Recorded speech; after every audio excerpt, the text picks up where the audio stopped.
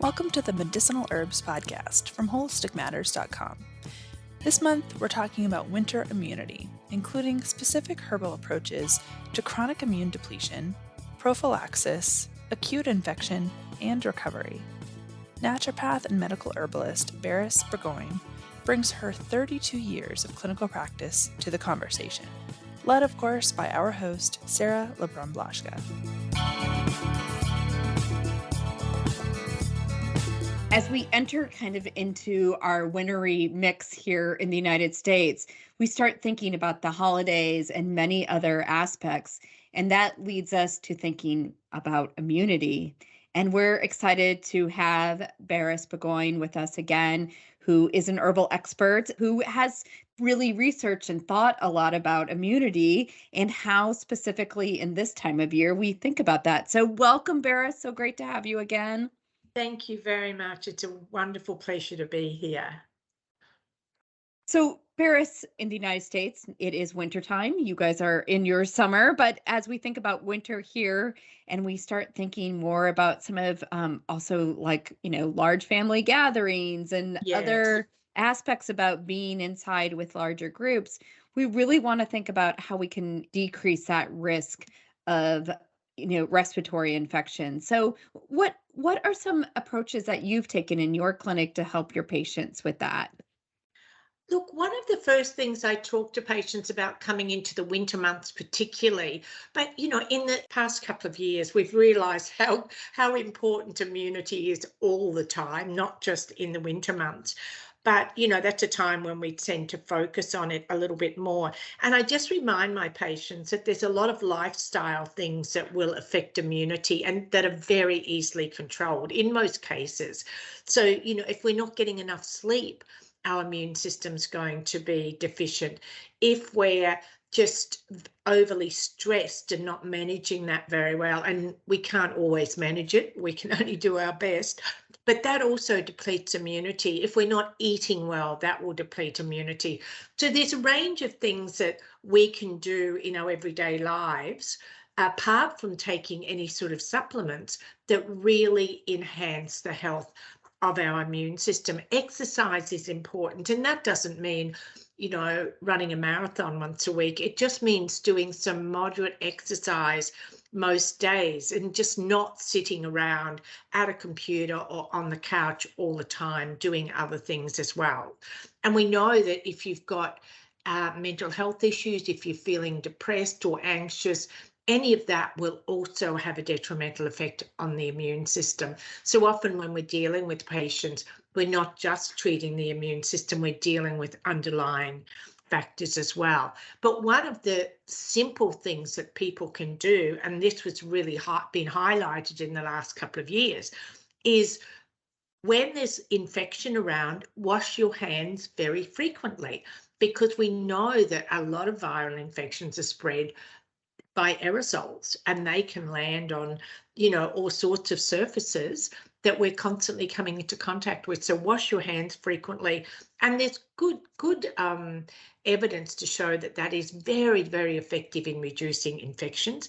And also if you have members of your household who have got an infection, particularly a viral infection, just make sure that you're wiping down surfaces regularly in areas where the family congregate a lot, so the living room, the kitchen, etc., just to try and minimize the chance of spread of infection. So there's some very, very simple things that we can all do that costs us no money.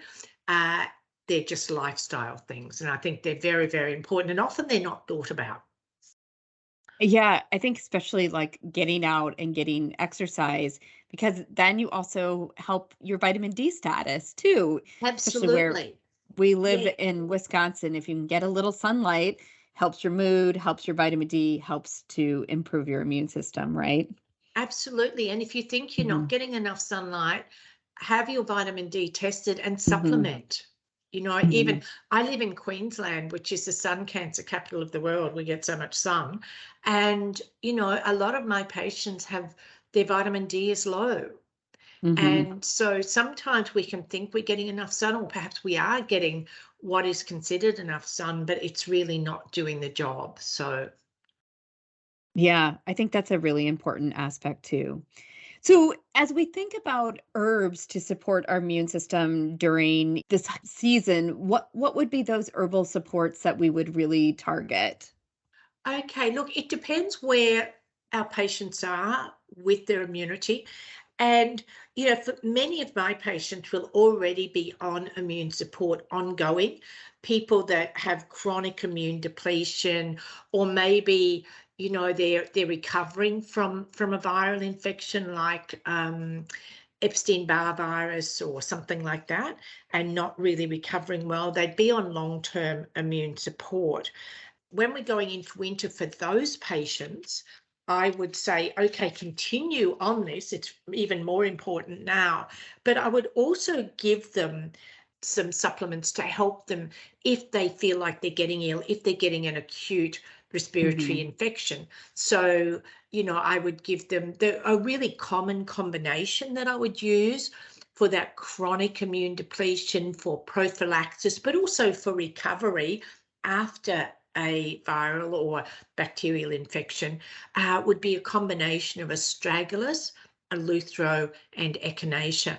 And these combine really well in that sort of chronic immune depletion state. Hmm. And with the astragalus and the eleuthero and the echinacea as well, actually, we do have adaptogenic support as well that supports the HPA axis.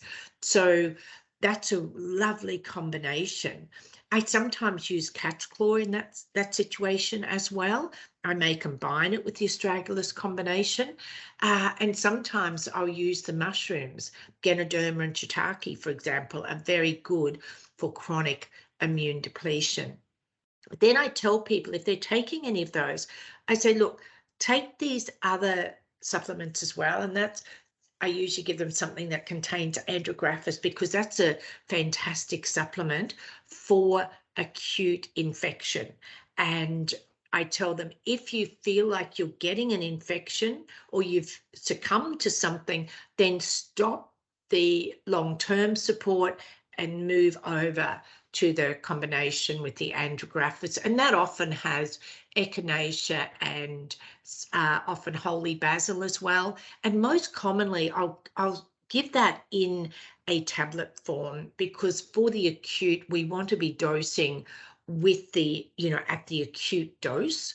And that's usually a little bit higher and you get much better compliance if people are on tablets. With the longer term support of the astragalus, eleuthero, echinacea, I'll often use it in tablet, but I'll often use it in a liquid formulation that I blend myself as well. So that's a nice way for people to actually manage their immune systems. And, I might just have patients that come and see me for stress or whatever they might be coming to see me for. And if we're going into those winter months, I'll just say, look, your immune system's going to be quite depleted at the moment. So then I give them some long-term support as well, just to try and pick their immune system up before we go into those winter months. So they stand much better chance of being able to fight off an infection. We'll all come into contact with these infections, but it's just how our immune system actually deals with them that is important. So, as you kind of were explaining, there is, like earlier stages, you're giving different herbs. So, can you maybe just define, like, when I first maybe have a symptom, what is that specific herb versus and why I would take that versus why, like, I'm convalescing or recovering, why I would Mhm. take that herb? Can you kind of Okay, explain that, across the continuum? sure. Often for respiratory infection, the first symptom people get is a sore throat. Or some people will feel like at the back of their throat, they're getting that thick, sticky mucus. We all know for ourselves individually what those signs are. And patients will often tell you, I always get a sore throat before I'm going to get sick. So I tell people at the very first sign, if you start getting a sore throat, swap over or start the andrographis combination.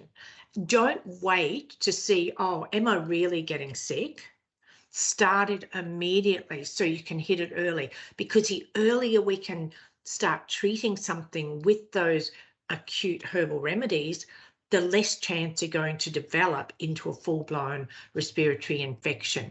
So the reason we don't necessarily use the Astragalus, Eleuthero, Echinacea in the acute, and I tell people if they're taking that to stop them and start the Andrographis combination, is that, look, generally in Western herbal medicine, we consider it's not a good idea to use the Astragalus and the Eleuthero in acute infection, particularly if there's elevated body temperature.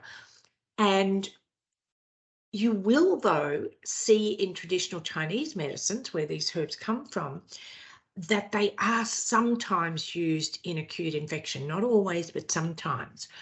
But I think when we're trained in Western herbal medicine, it's really best to avoid doing this unless we're well trained in traditional Chinese herbal medicine and we understand the subtleties of how they diagnose and prescribe herbs in that system of medicine, because it's very, very different to how we do it. Echinacea can definitely be used in the prophylaxis, recovery, and acute. And in fact, it works much better if you're already taking it when you get an infection. But if you're taking echinacea and you contract a viral infection, for example, echinacea often is not enough on its own to deal with it, particularly if that infection really gets hold of you. And that's why I use the Andrographis with the echinacea in that acute, because that seems to really deal with the infection much, much more quickly.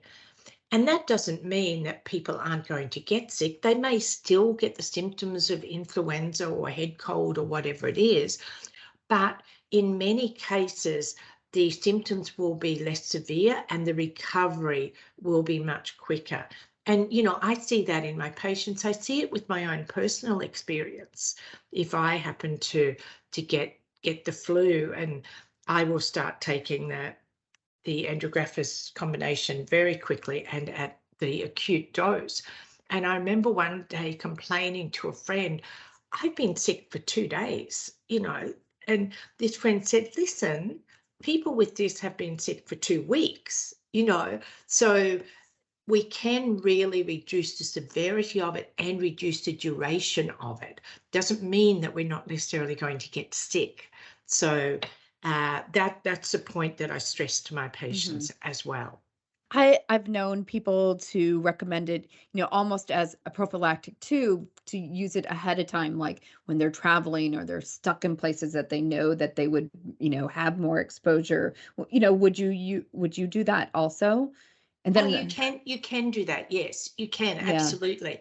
And, at times I will use the Andrographis combination prophylactically, particularly when I'm traveling. But I always add extra echinacea to it as Yeah. well. But yeah, at vulnerable times, then it doesn't hurt to do that. And then you've already got it in your system. And then if you feel like you're getting sick, you just increase the dose to the acute sort of dosage. Okay. The other thing that we can do, both prophylactically, if we feel like we're at risk, but particularly in the acute, if we think it's a viral infection, and most commonly in winter, it's going to be a viral infection. We can use antiviral herbs as well, like St. John's wort, thuya, licorice, etc. And I will often use those if I feel like I'm getting sick as well, or if I feel like I'm at risk. So, for example, over the last couple of years, if I've sort of maybe been out and in a crowded place, then if I know that's going to happen, I will load myself up with the Andrographis, the antiviral herbs, for a day or two before I go, and for a day or two after, just to really protect myself. But otherwise, I would usually take the echinacea prophylactically. Awesome. So kind of in that as we recover phase, then what would be those herbs? I interrupted you, I know, during like your discussion. I think you were getting to that part of kind of the different stages. Well, look, the recovery is really the same as a prophylaxis, really, Mhm. is I love the astragalus, eleuthero, and echinacea combination, and it just works wonderfully when people are recovering. It'll help pick energy up because of the adaptogenic tonic effects, but really good immune activity and adaptogenic activity there. That adaptogens increase well-being, etc. We could use ashwagandha there as well in that recovery Mhm. phase, and I often combine the astragalus combination with ashwagandha, which is absolutely one of my favorite herbs. And I often think, when you see old movies, particularly of involving more wealthy people, if people got sick, they would go off to the seaside somewhere, or maybe if they're in Europe, in Switzerland or somewhere, they would be going up into the mountains for a couple of weeks to convalesce. And convalescing is a great idea, but we don't get to do it very often with our busy lifestyle. So I always think that these adaptogenic immune herbs really do some of the convalescing for us when we actually can't stop and rest in a really idyllic place for a couple of weeks. You talked a little bit about like virus as a specific where you would use some of those viral supporting herbs, but in the early phase, is there other herbs that you haven't discussed maybe that you would use in that early phase to make sure that we kind of are able to stop it? Yes, look, one of the actions, and this is often forgotten, even by doctors, is the idea of diaphoresis. And that means that if you have a temperature, or if your body is heading towards a temperature or trying to have a temperature, the diaphoretic herbs help the temperature do its job. It helps it get to where it should be, do its job, and resolve, so that you're not stuck in it. And of course, the idea of a fever when we're ill, that's one of the ways that the immune system helps to fight an infection. So it's really important that we allow that to happen and encourage it in a controlled way. And the diaphoretic herbs do that. And look, we have a lot of them, and many of them you might even have at home as herbal teas, like peppermint, lime flowers, yarrow, for example. Ginger's a diaphoretic as well. And when we use diaphoretic herbs, it's really good if we're using, say, peppermint and yarrow, for example. It's good to combine that with something like ginger, or maybe garlic, or chili, some sort of really more heating, stimulating herb that just helps the diaphoretic herbs do their job much quicker. It's also good to take diaphoretic herbs in hot water. So if you're making a herbal tea, it's going to be hot, of course. But if you're using these herbs as liquid extracts, for example, then put the extract into a little bit of hot water to drink it. If you're using tablets, then make sure that you have some hot water at the same time as you're having them. And something I tell my patients to do, which I absolutely love and is very effective, is just to make a drink with lemon juice, maybe the juice of half or one lemon, depending on how juicy it is. Chop up or grate up some fresh ginger in there. The same with garlic. Chop up a little bit of fresh chili. That's optional. And if you want to, you can put a bit of honey in it, pour some hot water over it, boiling water, put a lid on the cup and let it just steep for 10 minutes or so, covered, and then you can drink it. And that is a fantastic diaphoretic drink. And so one of the things with putting the garlic in there is that garlic has a lot of volatile compounds, and it's thought that some of those volatile compounds, when we're breathing them in from the steam or when we're taking them in, those volatile compounds are beneficial as well, because they can get into the airways, into the lungs, where they can exert local activity. So that, I love that drink, and when I have it, I then eat the chili, garlic and ginger out of the bottom with a spoon because I love that. But that's something that people often have those things at home. If they don't have the fresh ginger, for example, use powdered ginger if you've got it. The same with chili. So these things are often available in the home, and that's what I get people to do. Try and use what they've got at home for this and get them into the habit of doing it. That's great. Yeah, all those tricks to help your immune system that you can implement at home is, I think, so important, and it gives you kind of this sense of like, I can do it myself and improve, myself and my family's health. So I really That's love those right. It things. empowers people, but that Mhm. using that diaphoretic activity really can make a big difference in how quickly you can deal with an infection, no matter what else you might be taking or what else you might be doing. If you can get onto that diaphoresis, the minute you feel that you've got a temperature, or if you've got chills, we often get chills before we get a fever, and any of those stages, then you do it. But it's also important then to rug up and sweat it out, basically. Don't then go out into the breeze after you've had your diaphoretic drink or the cool night air, because that will negate the benefits of it. Just rug up and rest. I think we might need a translation for rug up. I think that means like wrap up, get Wrap in your up, boat. yes. Okay, yeah. Yes, That's thank great. you.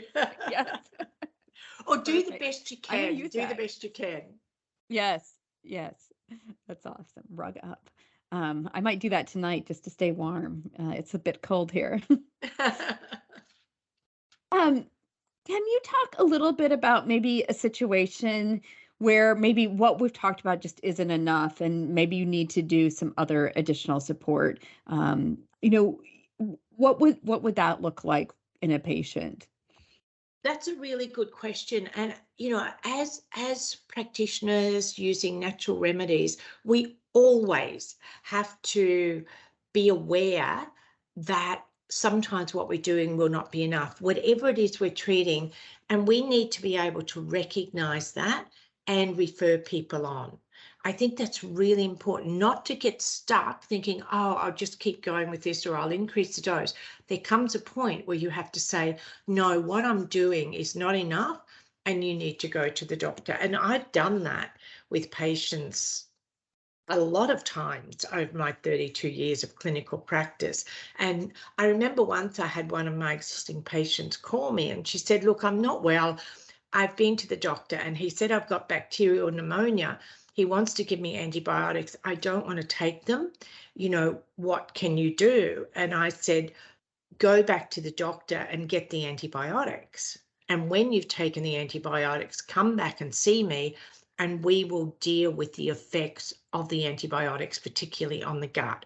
Because, pneumonia is not something that you want to be messing around with. She wasn't a young woman. She was, significantly ill.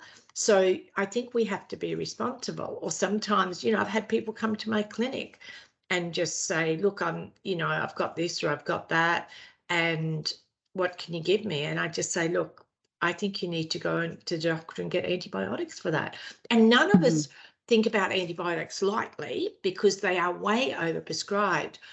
But, I think in this whole discussion about antibiotics and the overprescribing of them and the resistance that we're seeing, one of the things that is often forgotten is that antibiotics are life-saving drugs in some situations, and we need to remember that and use them when necessary. Mhm. Yeah, it was interesting. I was at a seminar this weekend and we were talking about the microbiome and, how antibiotics, specifically in dermatology, get overused. But we know, as your point, like if somebody has pneumonia, bacterial pneumonia or whatever, that they are needed, but then you just need to support the gut afterwards, right? Absolutely. And I've got another patient who, she doesn't get viral respiratory infections very often, but often when she does, she will start recovering from that quite well, usually with the herbs. And then she will get this raging sore throat, and that is always bacterial. and it doesn't always respond to the herbal treatment. So then she gets antibiotics to deal with the bacterial throat infection, and then we help her recover from the use of the antibiotics. I mean, it's very, very important. And, people with sore throats have died because they end up getting toxic shock syndrome very quickly. And, so I just think, I don't want to be scaremongering, but I think we need to be aware of these things. We talk about practicing holistic medicine, and I think that's part of practicing holistic medicine is taking all treatments available to the patient into account and referring on where it's necessary. Yeah, I think that's an important point.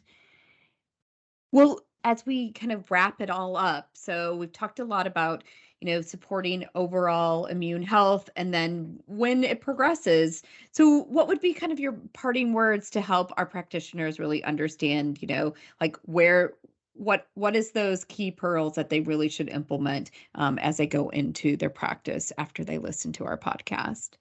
Well, I think one of the most important things is educate and remind your patients about what they can do in their everyday lives to keep their immune system strong. I think something else we need to consider is the quality of herbal medicines. And often people just go and buy something over the counter, which is absolutely fine if it's good quality. And in my experience here in Brisbane is that one of the most common supplement people will buy over the counter to keep their immune systems up is echinacea, because it's so well known. And of course, it's a good herb for that, but it's only a good herb if it's good quality. And, I've had patients say to me that, look, I've taken echinacea and it doesn't work. And I say, well, it may not have been good quality. So, and patients who sometimes say, look, I've got echinacea at home, and I say, great, but what I want you to do, if it's a tablet, I want you to go home and suck that tablet. If it gives you a tingling sensation in the mouth, great. If it doesn't give you a tingling sensation when you suck it, it's no good. And I'll give you some better ones. So I think the quality, educating our patients about quality as well. And echinacea, of course, is such an easy herb to determine quality because the alkylamides, the main constituent in it that supports immunity, gives that tingling sensation in the mouth. So it's very easy to assess, is it good quality or not? And I tell my patients, if you've got echinacea, you suck the tablet and you don't get a tingle, throw it in the trash because it's not worth taking as far as your immunity goes. That is, I think, a really important aspect because it's a simple way to understand, is it an effective echinacea? So I love that. I know when you take liquid, sometimes it's a lot, right? That tingle can be a lot. So it's important to know if it's effective or not. Well, Berris, thank you so much for all of this information in regards to the immune system. And, this is such an important topic as we move into the holidays and everybody is indoors in bigger crowds, and we want to make sure that their overall health is really supported. So thank you so much for that information. Thank you very much.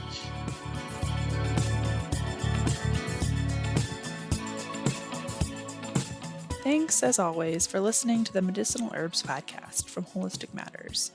For more learning, including the herbs that Berris and Sara discussed today, go to WholisticMatters.com. That's holistic with a W.